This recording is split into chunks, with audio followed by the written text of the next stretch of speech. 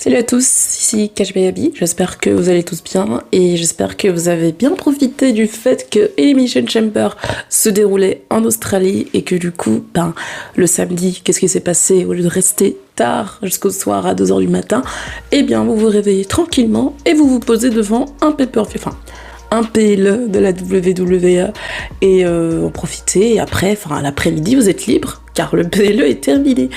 J'espère que vous avez pu en profiter, moi c'est pas le cas, voilà je le dis déjà, je travaillais ce jour-là et du coup j'ai regardé SmackDown au travail et après en revenant j'ai regardé le pay-per-view. Je vais continuer à appeler pay-per-view en fait, parce que bon, moi j'en ai marre de ces trucs de PLE, je sais pas quoi, j'appellerai pay-per-view, ça fait 16 ans que je dis pay-per-view, je vais continuer à dire pay-per-view. Moi du coup, j'ai regardé après le boulot, j'ai regardé le show à 20h. C'est vrai que ça a pas trop la même ambiance, c'était trop bizarre, parce que souvent je regarde les shows avec mes potes en appel, mais là j'ai regardé toute seule, c'est pas grave, mais voilà. J'espère que vous avez passé un bon show, et que vous en avez profité. Disons que Elimination Chamber... déjà j'ai pas fait de preview parce que j'avais vraiment pas le temps. Du coup j'ai fait des pronostics sur Instagram. N'hésitez pas à me suivre sur Instagram s'il faut, c'est là où j'ai pas envie de dire que je parle de ma vie, je ne parle pas de ma vie sur Instagram, mais disons juste si j'ai pas le temps ou si je veux m'exprimer sur un avis en 2 sans forcément vouloir faire de vidéos, je fais sur Instagram. Twitter j'ai un peu délaissé, il faut absolument que je recommence. En plus je prenais trop plaisir à aller sur Twitter. Threads, mais je crois que c'est plus à la mode et on s'en fout un peu, enfin bref. Ce Elimination Chamber. Disons que j'étais un peu hypée par le show parce que ça se déroulait en Australie, mais sinon, hormis ça, Elimination Chamber, j'ai pas envie de dire que c'est un pay-per-view assez prévisible, mais là, au vu des résultats, effectivement, c'était vraiment un peu trop prévisible, et je vais vous donner mon avis par rapport à tout, mais voilà. Commençons déjà avec le premier match qui était du coup le Elimination Chamber féminin. Nous avions comme participantes Tiffany Stratton, Naomi, Becky Lynch, Liv Morgan, Raquel Rodriguez et j'oublie quelqu'un. Bianca Belair, putain de merde. Bianca Belair, voilà, c'est bon, ça m'est revenu. En plus, c'est dans mes notes de Salpierre. Enfin bref, Bianca Belair. Les 6 participantes, j'avais prédit sur Instagram comme quoi ce chamber-là serait le meilleur de la soirée et j'avais raison. Vraiment, je me suis trop bien amusée en regardant le chamber féminin. On a eu plein de spots, il n'y a pas vraiment eu beaucoup de botch. Ça faisait plaisir. C'était le premier ici de Becky Lynch. Elle n'était pas dans un pod, mais elle a commencé directement le match avec Naomi. Juste après, on a Tiffany Stratton qui fait son entrée et j'ai remarqué qu'il y avait une très bonne alchimie entre Tiffany Stratton et Naomi sur le ring en tout cas. J'ai hâte de voir ce qu'elles peuvent nous proposer du côté de SmackDown en tout cas. Mais Tiffany Stratton, je suis désolée, mais elle a trop brillé durant le match. Genre, j'ai adoré comment Tiffany Stratton s'est comportée durant le match et la foule aussi était à fond derrière elle car quand elle s'est fait éliminer par Liv Morgan, la foule australienne en fait a hué Liv Morgan parce que Tiffany Stratton nous sortait vraiment des spots de fou et après hop elle se fait éliminer par Liv Morgan et la foule vraiment a hué Liv Morgan. Je suis genre putain mais les Australiens quoi, allez, moi ça m'a fait rire. Après on a du coup Bianca Belair aussi qui a éliminé Raquel Rodriguez et les 3 final participantes là sont Liv, Becky et Bianca. La fin, vu comment la fin s'est déroulée, je m'y attendais un peu, que ce soit un peu une fin express. En gros, y a Liv qui élimine Belair et après t'as Becky Lynch qui fait un manhandle slam sur Liv et 1, 2, 3, Becky wins quoi. Ça s'est passé en l'espace de 10 secondes. Hein. Et je me dis bien que cette fin allait se dérouler, mais sinon j'avais aussi noté que la manière dont Bianca Belair fait son selling est toujours au top, vraiment, un selling mais incroyable. D'ailleurs, beaucoup de gens ont fait beaucoup de selling mais incroyables, mais j'en parlerai par la suite. Mais voilà, Becky Lynch gagne et aura son match face à la gagnante du main event qui se déroulera par après, soit Rhea Ripley, soit Nia Jax, et en fait on sait tous déjà, putain, je reçois des messages en même temps, ça va pas du tout, mais on sait tous que ce sera Rhea Ripley, voilà, et Becky Lynch contre Rhea Ripley, j'ai très très hâte, vraiment, c'est un dream match qu'on attendait tous, et le fait que ça se passe à WrestleMania 40, ça va être incroyable, vraiment, j'ai trop hâte. Becky wins, prévisible, oui, mais le match était fun. Vraiment, je me suis trop bien amusée en regardant le match. Juste après, on a le match de championnat par équipe entre le Judgment Day contre... Du coup, il y a un nouveau nom, New Catch Republic. Du coup, la team représentée par Pete Dunne et Tyler Bate. J'ai aussi noté comme quoi le sunset de Perth, là, en Australie, là où se passe le show, était incroyable. C'est trop beau, genre la vue, elle est pépite, genre j'aimerais trop aller là-bas. En plus, à chaque fois quand il y avait des pubs, t'avais la WWE, ils nous faisaient un peu la promotion touriste du lieu. Enfin, c'était assez drôle. Mais c'est un endroit où voyager, pourquoi pas. Enfin, l'Australie, ça m'a jamais tenté, mais ouais, not après ce show. Bref, t'as Dominic Mysterio qui prend le micro à Mike Rome pour annoncer le Judgment Day. Il se fait huer. Je crois que c'était juste pour permettre à la foule australienne d'huer au moins une fois Dominic Mysterio, ce qui n'est pas plus mal, c'est assez amusant pour avoir testé. Le match, honnêtement, j'ai pas trop suivi. Je vous avoue que je l'ai mis en x3 à ce moment-là. J'ai souffert d'insomnie. J'avais la flemme de vraiment de me poser devant un match qui est assez prévisible et je sais pas, en plus même en regardant x3, je voyais que le match il avait pas l'air ouf, mais j'ai arrêté un moment le x3. Moi je voulais bien une intervention d'R-Truth, mais R-Truth, parlons-en de R-Truth. R-Truth, en fait, il est allé en Autriche et pas en Australie, donc vraiment genre, j'ai vu ça sur Instagram, j'ai fait mais putain mais Truth quoi, mais genre what the fuck, j'adore ce qu'ils font avec lui, mais ça m'a vraiment trop fait rire. En tout cas R-Truth toujours aussi pépite. Et du coup on a eu une combinaison de chokeslam, d'un double chokeslam et après un coup de grâce de Finn Balor sur Pete Dunne et 1, 2, 3, le Judgment Day gagne. Et j'adore comment Balor, en fait, Hassel, à la fin, a vendu... vous voyez les trucs que Pete Dunne il fait avec les doigts des catcheurs, j'adore comment il a vendu ça à la fin, genre on dirait qu'il y avait du sang sur son pouce, c'était n'importe quoi, vraiment j'ai vraiment cru qu'il s'était blessé. Puis je me suis dit mais attends, mais non, s'il filme, ils arrêtaient pas de filmer, de bien montrer qu'il est blessé, et j'étais en mode putain mais what. Bref, j'ai adoré comment Balor Hassel, vraiment c'était un selling mais topissime. Et voilà, victoire du Judgment Day, ce qui est logique, le fait qu'ils gardent les titres jusqu'à WrestleMania, à voir contre qui ils vont les défendre. Est-ce que ça sera un match à plusieurs à Mania? Je n'en sais rien, mais à voir comment la suite pour le Judgment Day en tout cas. Juste après, on passe au Grayson Waller Effect qui était annoncé début de semaine. Grayson Waller Effect qui aura comme invité Cody Rhodes et Seth Rollins. On a Austin Theory qui arrive sur le ring, qui accueille Grayson Waller qui se fait accueillir par la foule australienne. Vraiment incroyable. Tu sentais quand même qu'il était assez content. Mais la foule australienne, on en parle. J'espérais un peu mieux. Après, j'ai l'impression d'avoir des attentes un peu pour les fans internationaux, mais j'espère un tout petit peu mieux. Ils participaient beaucoup, hein, ça c'est sûr, genre ils faisaient beaucoup de bruit, mais je sais pas, j'étais habituée à mieux, quoi. J'ai l'impression que je vais toujours comparer avec la France ou alors avec le Royaume-Uni qui eux font vraiment beaucoup de bruit, ou alors je sais pas moi, Porto Rico, oh là là là là, oh là là, Puerto Rico, rien que quand j'y pense, genre j'ai des frissons. Bref, Rollins qui vient avec ses 3 yeux là, ses 3 lunettes, c'était très drôle. T'as Grayson Waller à un moment aussi qui demande oui, venez on acknowledge tous Roman Reigns, et du coup t'as la foule qui lève son petit doigt, et t'as Rollins qui lève en mode le doigt d'honneur, et hop, c'est pas très PG tout ça, même Cody Rhodes les fait remarquer, mais voilà. Bref, Grayson Waller Effect, Grayson Waller pose des questions, ça se voit qu'il était dirigé par Roman Reigns, puisque en fait Roman Reigns l'avait invité à SmackDown à venir chez lui pour parler, et on sentait vraiment que les questions étaient dirigées. Il posait des questions à Cody en mode ouais, pourquoi t'as pas laissé les fans avoir ce qu'ils voulaient, c'est-à-dire un The Rock contre Roman Reigns en main event de WrestleMania, c'est-à-dire le plus grand main event de tous les temps, bref, c'était assez drôle. Mais après, Cody Rhodes fait une annonce assez surprenante. Il challenge en fait The Rock en 1v1, n'importe où, n'importe quand, il le challenge. Ça, à voir comment ça va se passer, à voir où ça va se passer.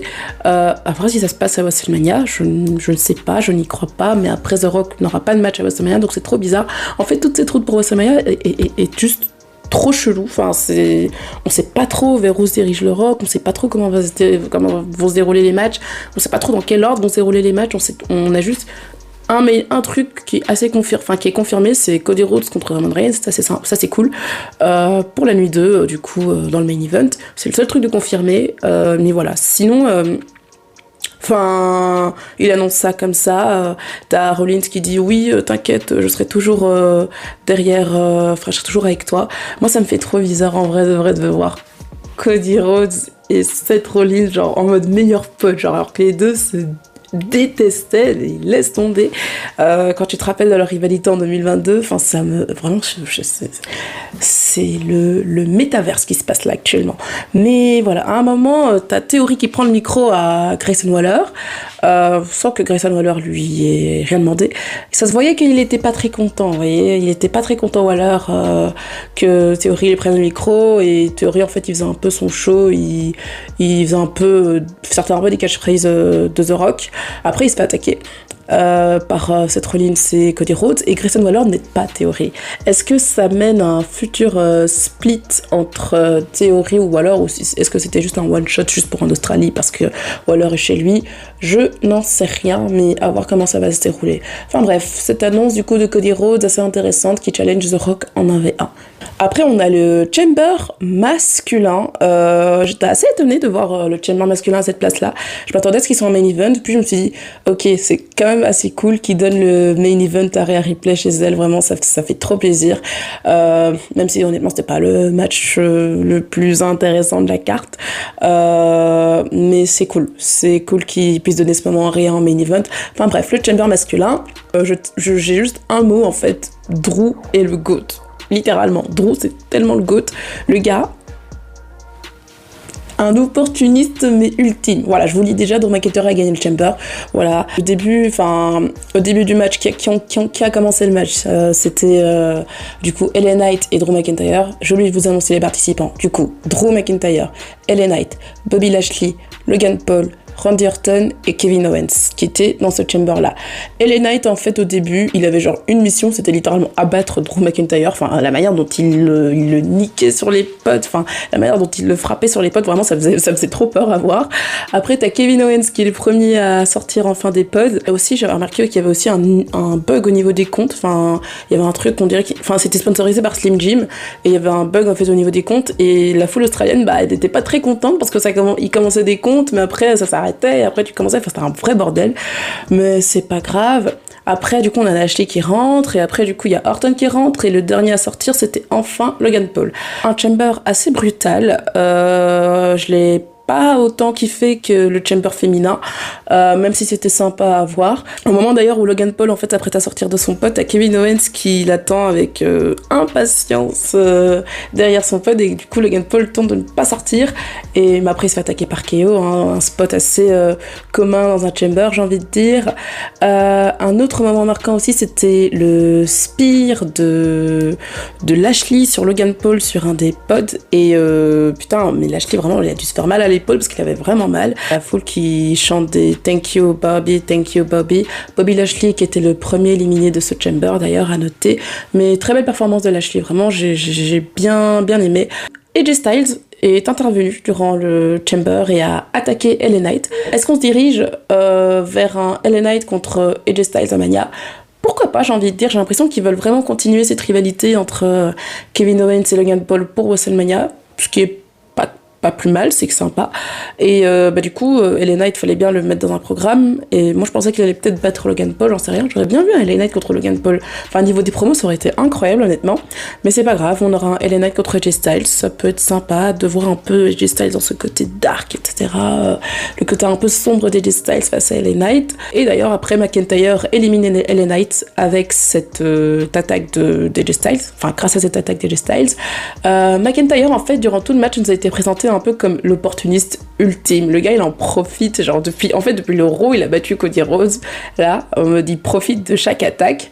Là au Chamber, ça s'est encore plus amplifié, et du coup, il a gagné le match comme ça. Après, t'as Orton aussi qui a éliminé Kevin Owens, et après il reste Logan Paul, Randy Orton et Drew McIntyre. Belle affiche. Après, on a un face-à-face entre Drew et Orton, connaissant leur rivalité en 2020. Face-à-face, Logan Paul reste un peu à part.